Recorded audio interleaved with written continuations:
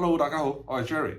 今期嘅 video 啦，仍然係尖沙咀區嘅美食嘅。咁上期啦就講到去呢個尖沙咀嘅寶立巷啦。咁今期 video 啦都會繼續喺寶立巷嗰度啦出發噶啦。好啦，咁而家即刻開始。拉麵來咧就有好幾間店嘅 ，OK 嘅，佢啲拉麵係自己做嘅，咁就整體味道係好食嘅。咁口味又可能變咗，就冇咁中意食拉麵咯。不過如果中意食拉麵嘅朋友啦，就嚟呢間度試一試。咁我基本上如果喺尖沙咀啦，要食街頭小食啦，我就係一定係嚟豪華呢度噶啦。全部嘢食啲品質啦都 OK 嘅，唔差嘅，全部都。除咗佢個凍滷水我就唔建議食之外，其他都 OK 嘅。所以如果大家啦想食魚蛋啊、碗仔翅啊各方面啦，就一定係嚟呢間噶啦。粵海酒店咁飲茶啊各方面啊，大家又可以嚟金燕島上1樓，咁佢嘢食 OK 嘅，好食嘅。之前有段時間啦都經常嚟嘅。咁今日我諗佢都係冇開噶啦，因為年初四。尖沙咀啦就有好多韓國餐廳嘅，韓國燒烤嗰啲嘅。咁元豐園啦就 OK 嘅，我以前成日同啲 friend 過嚟呢度食嘅。咁如果大家經過啦，想食韓國嘢啦，係可以嚟呢度嘅。不過啦，我就有一間更加好嘅推薦，金馬倫道嘅邦嘎。咁呢間咧就係我經常去嘅韓國餐廳啦，我就推薦食呢間嘅。咁尖沙咀咧有好幾間啦，嗰啲舊式啊、老式嗰啲韓國餐廳啦，咁我通常嚟呢間多嘅。個 lift 啦上1樓嘅。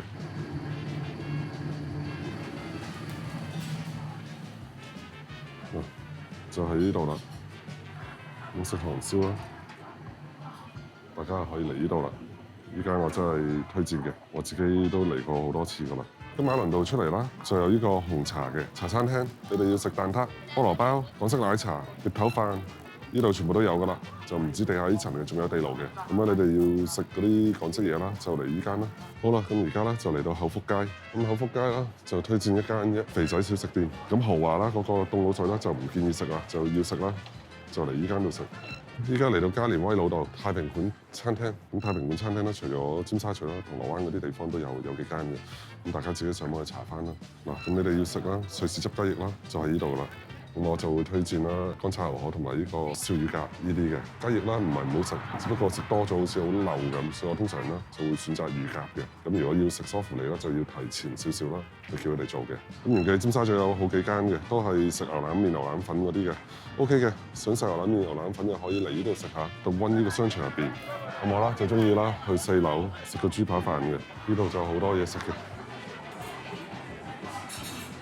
大家要食嘢啦，都可以嚟到溫呢個商場4樓啦。咁我啦，通常嚟呢度啦，都係食呢個日式炸豬扒嘅。咁炸豬扒啦，我通常係食普通呢隻嘅，就唔會食呢隻啦。呢隻就會肥好多，我就通常食上面呢隻嘅。咁炸蠔啊、炸蝦啊都有。咁我之前就有拍咗啲片段嘅，咁依家就睇一睇先。這個炸豬扒呢，它進到了故事裡，進到什麼故事裡呢？進到了小紅帽和狼外婆的故事裡。然後那個他就是那個小紅帽，他要去給他的外婆送東西吃，結果遇到大灰狼，大灰狼說我要把你吃掉。然後那個豬扒就特別開心，就說快點吃掉我吧，我這一生的願望就是被人吃掉，我終於可以被人吃掉了。然後大灰狼就特別的感動，然後就沒有吃它，然後他就很難過很傷心。你把它吃掉，你不要做大灰狼，讓它傷心。明天我就講故仔我食咗佢。真的。講故仔我食咗豬扒。大部分人都是剩一塊。真係？點解？因為只有1%的瘦肉和99%的肥肉，可能這家店比較。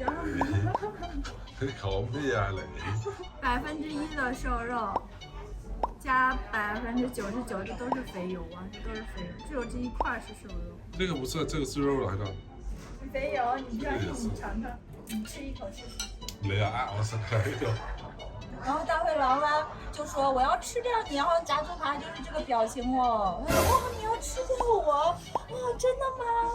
啊，太好了，你快點吃掉我。然後大灰狼就第一次有人這麼想主動被他吃掉呢。然後大灰狼就很感動，就沒有吃掉他。渴望被享用的小紅帽炸豬扒真的有有理有據的。好飽。我食咗。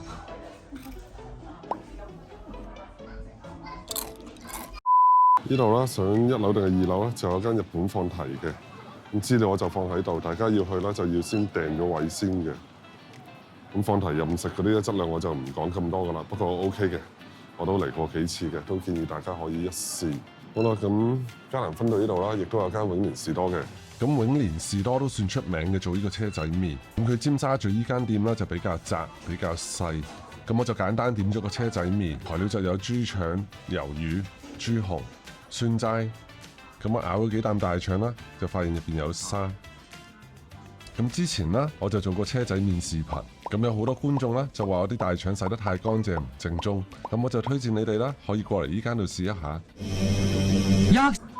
咁整體啦，除咗大腸入邊有沙啦，其他嘢啦都係正常嘅，味道都 OK。好啦，咁嚟到尖東呢度，尖沙咀個噴泉呢附近。咁呢度附近咧，如果話要去茶餐廳嗰啲啦，就去富華冰室。咁大部分嗰啲人喺度翻工嗰啲人啦，lunch time 啦都係嚟呢間度食㗎啦。嗱，咁佢哋嘅招牌菠蘿包。咁我就嚟過呢間烏魯烏魯啦 Steakhouse 食嘅，就都食過幾次㗎啦。對溫嗰度啦，一樣有一間嘅。大家如果話食飯啊、飲嘢啊，就嚟呢度咯，可以。咁呢度咧就食牛扒為主嘅，我就唔建議點和牛西啦，因為和牛油脂太多啦，食落去咧就會好膩嘅。咁如果大家飲酒想去啲靜啲嘅地方，又有啲海景可以睇下啦，呢度咧就最適合不過啦。而家咧就嚟到啦，尖沙咀啦 K11啦。好啦，咁而家嚟到 K11B2啦，下面就有個 food court 嘅，咁就勁多嘢食嘅呢度。咁我就冇話全部試過㗎啦。咁咧呢度咧就有間啦麵包店嘅，就法國品牌嘅。咁呢間店咧就主打牛角包嘅，據說就係法國最好食嘅牛角包品牌。咁賣麵包對面啦就係佢哋個廚房嚟嘅，咁大家咧就可以睇到啦佢哋現場製作麵包嘅過程。麵包多到咧，大家可以睇下有幾誇張，幾多人喺度排隊買。有冇人食過啊？好唔好食㗎？我次次見到咁多人都費事排。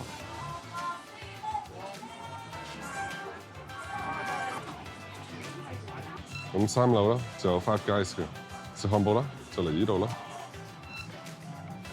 Five Guys 呢度有間 BEP 越南嘢嘅 ，OK 嘅。越南嘢啦，始終都係啲平嘢嚟嘅，我就唔建議大家啦去啲啦太過貴嘅鋪頭度食嘅。大家可以自己睇睇個餐牌，都係食啲普通嗰啲越南嘢啦。我哋 K11上面啦，經過個9公園啦，呢度唔知係7樓定6樓啦，就有間啦蓉蓉藝術館。咁佢係容記旗下嘅，主要都係食燒鵝啊、點菜小炒嗰啲。後面咧就可以坐出去嘅，就可以睇到海景嘅。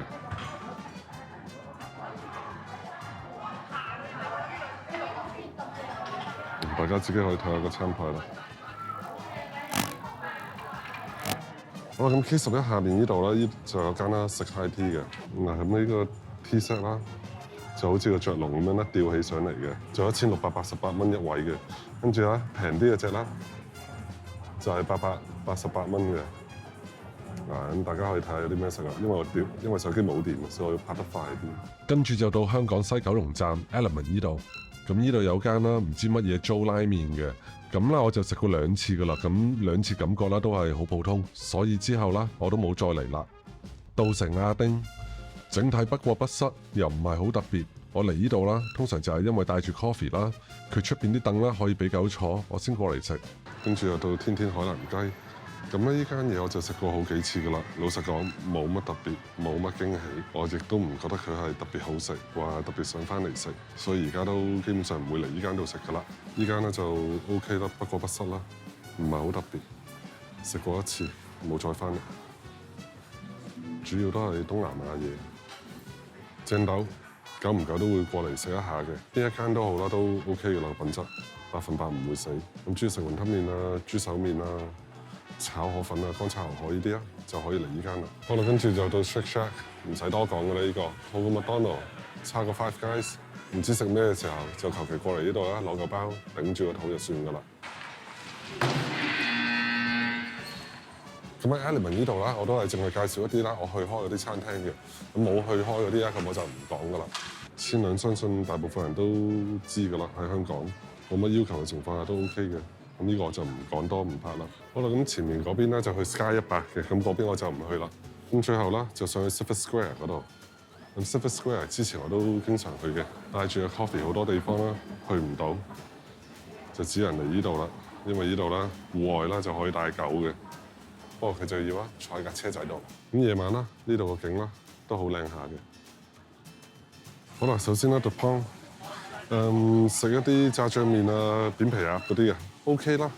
不過不失啦，又唔算話超好味，又唔會難食嘅。呢度基本上咧全層啦，嗰啲嘢食咧都唔會太差嘅。再啦，依間咧就 OK 嘅，食意大嘢嘅。District A 啦，我就食過2、3次就普通，冇乜印象。逢親食完啦冇印象嗰啲店咧，我通常都唔去嘅。Tango 依間咧就食牛扒嘅 ，OK 嘅。咁就有嚟過食過幾次噶啦，唔錯嘅。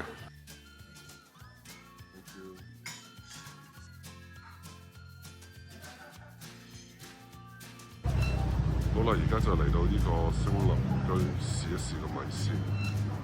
咁你點啲配菜啦，你點貢丸啦，佢又俾2粒你噶啦。你點魚蛋咧，佢又俾4粒你噶啦。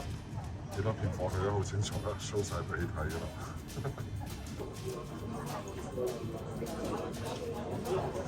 嗱，咁佢就有啦，走米線、走韭菜、走芫茜、走葱、走肉呢啲選項嘅。咁我建議大家啦，就圈晒佢。整體環境啦，佢啲台凳都係比較窄。咁上菜啦都好快嘅，咁我要啦就係多葱多芫茜啦就最好食噶啦，推薦大家一定要點。咁整體嚟講啦，佢啲米線係好食噶，個牛展啦都唔差。咁喺尖沙咀啦，呢間米線啦都值得推薦嘅，大家啦有機會都可以試下。OK 喎都唔差。係啊，你個炸大腸冇事，唔正宗。嗱，咁啊依間啦，啲炸大腸咧就洗得比較乾淨嘅，入邊冇乜餡，所以就差評。整體 OK， 唔錯，可以食。整體環境就係咁噶啦。頭先我話啲大腸冇事唔正宗啦，隔離個人即刻望過嚟。好啦，依家翻到嚟啦，希望大家咧就中意我今次呢條探店片。真係幾乎成個尖沙咀都走勻晒，唔容易嘅做一條咁嘅探店片。大家記得點翻個 like 支持一下我啊！咁近期啦，我都收到好多觀眾啦，就想睇翻我煮嘢食嘅。下期啦，我就會開始做翻一個煮嘢食嘅片噶啦。到時見啦，拜拜。